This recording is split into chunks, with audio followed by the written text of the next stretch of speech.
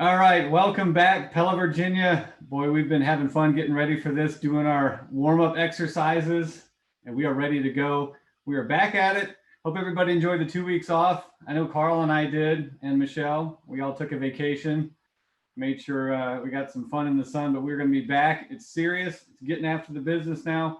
So we've got to talk about the recap from way back in March, the round 5 matchup, which was a heck of a week. It coincided with the end of the month, and we had some great matchups. And then the best bracket, it's getting close. It's coming down to just 7 or 8 people that are left for those $50 prizes. And then we go on and we're going to preview the final rounds of the losers bracket and find out who is going to be facing George in the championship coming up next week. So, all right. Well, I'm going to get us going with our first matchup, which was the winner's bracket, Leslie versus George. Now, as I said in the write-up, don't let the scoreboard fool you. George won 4-0, so it looks like he just destroyed Leslie, but it was very close. George managed to have the only sale of the week that was a first call close. So out of all the sales that they put up, the only one that happened was George, and so he got first call close with 10%, and then he got Leslie in yield with 4,800. Got her an average job size by about 4,000. They both had self-gens, but George's was a new prospect self-gen, so that broke the self-gen tie, and that was the key sale to George's victory because he got that $20,000 self-gen new prospect first call close on Friday, and that gave him the first call close edge, the yield edge, the self-gen edge. They tied with 3 Google reviews, so they were both getting after it, and then with volume, George would have had the tiebreaker. So I did pick George, and although it was kind of a backhanded way of picking Leslie, but on the record, I did pick George, Carl. I was gonna say, yeah, you begrudgingly picked the Ninja, and I'll tell you what, the Ninja has been destroying some heavy hitters. I mean, he tuned up Chris in an epic battle. I thought he was done. I was like, there's no way he's got anything left in the tank. The Pella Bell is going to come in and just wreck house. And then lo and behold, he comes in and wins 4-0. Now, again, it was tight, and she put up a huge fight, but you got to give credit to Ninja Nemeth. I mean, he is bringing the heat. So it's going to be interesting to see if Leslie or Chris can get back in there and go and get a second chance at George. Yeah, it will. So, and George is excited. He made the finals. He's guaranteed at least second. He was already talking to his wife about his cash and prizes on Amazon that he's going to be shopping for. You got to be careful. You can't spend it before you get it, though. Well, he's got some. He's got at least 300.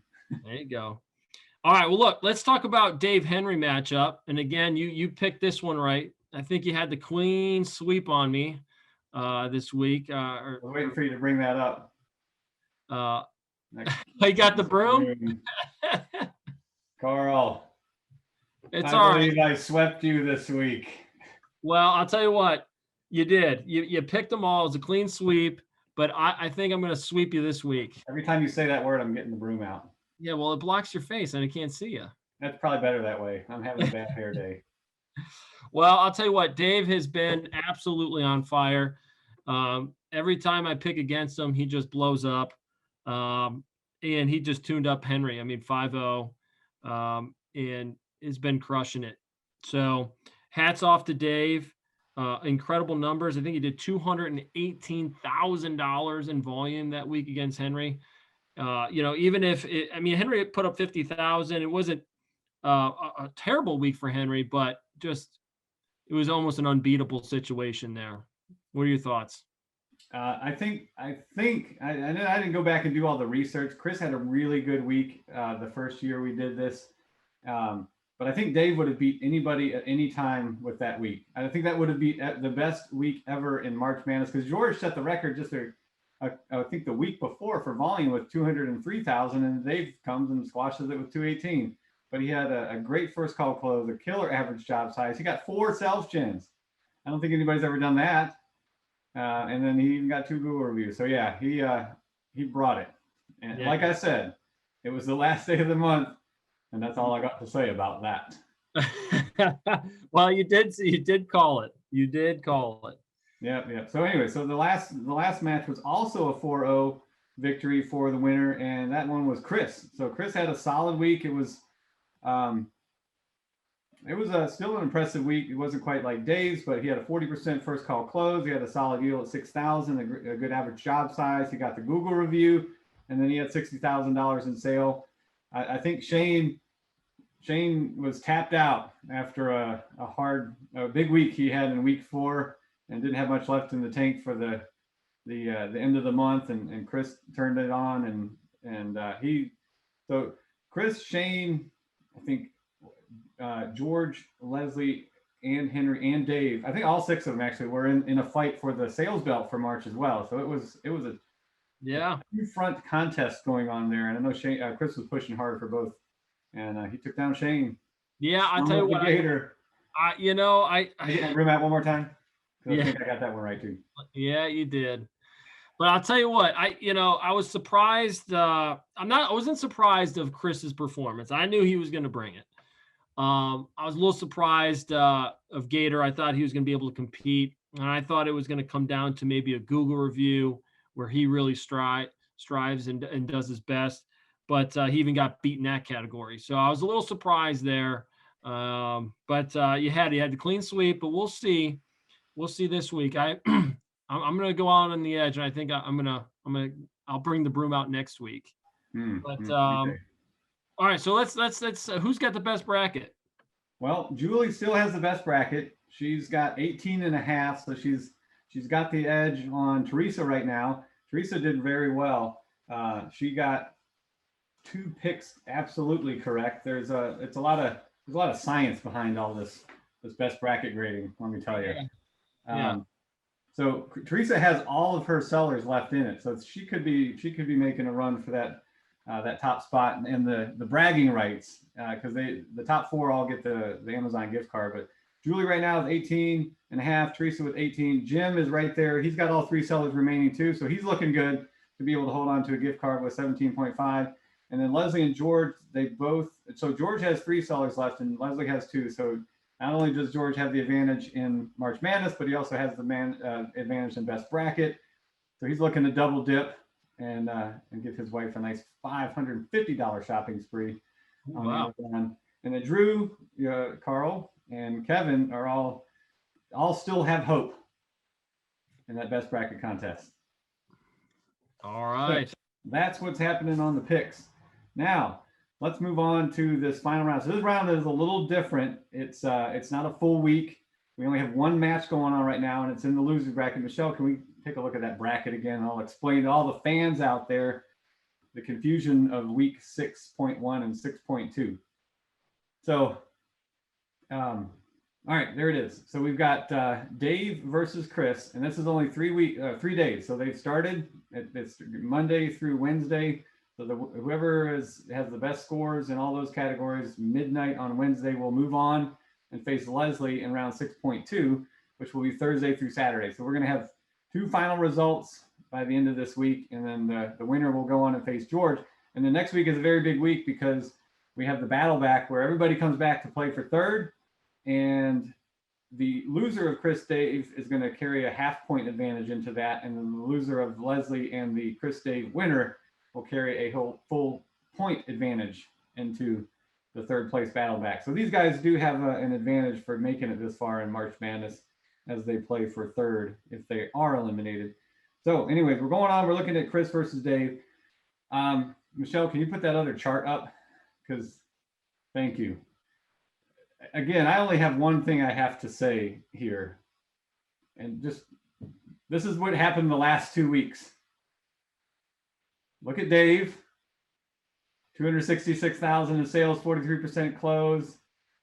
He's got an $24,000 average job size. You don't see that statistic on there. And then look at Chris, 15,000 in sales, 11% close, a $1,700 yield. Wah, wah, wah. I'm going with Dave because he typically does not do well at the beginning of the month, and he is on fire right now. I don't think you can pick against Dave in any situation. Well, so I'll take that crap. Top that, Mr. Adcock. Michelle, take that crap off the screen because guess what? It doesn't matter what's happened in the past. You always say that. Is the past. Okay. It's a new week. It's a new Chris Thomas. And look, I've been picking against Dave for 3-4 weeks, and he has took it to me. I mean, he has made me pay every week. But I'm picking against him again. And that's not a donut, that's a bagel. Okay. It does, Dunkin' runs on bagel. I mean, come on. This is a bagel, and it's an old bagel. I think there's a moldy spot right Oh, dude, come on. I ate around the moldy bagel. No, it's a donut. America runs on donuts. Jason, cue the music. Cue it. Woo! The Nature Boy is going to tune up Dave Duncan this week. Yes, he is. Anything can happen in 3 days. He's coming off of vacation, and he's loaded up for this week, ready to go. Maybe Dave maybe he's used all his stuff up, but I know Chris Thomas, he sandbagged some stuff. He is going to bring the pain to the Duncan train this week. Boom. He's moving on to Leslie, and that's that. So nobody else can see Michelle except we can see Michelle. I can see Michelle right now, and Michelle. I know some single guys if you're interested, because your husband, it looks like a complete idiot right now. Woo! All right. Hairstyle, baby.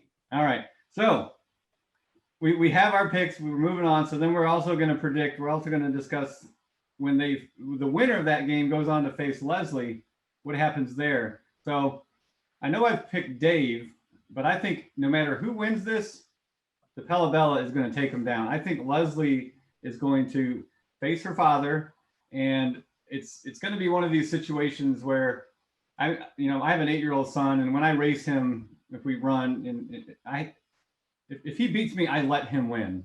He can't beat me in anything. But I do look forward to the day where he can beat me straight up, and that's going to be an interesting day. So Leslie, she's been beating her dad all year long straight up, and she's going to do it again. I think if Dave even gives it 110%, he will still fall to his daughter. She's too good right now. She is number one in the office in yield for the entire year, number one in the office in close for the entire year.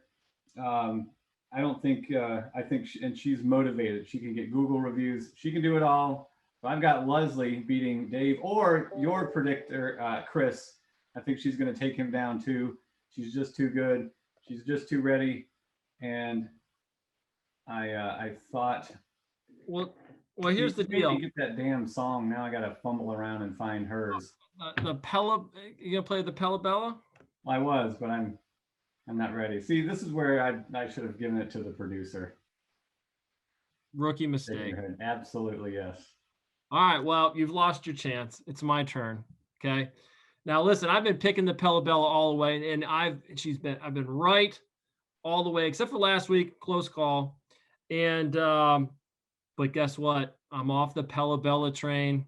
That's right. The pick is in.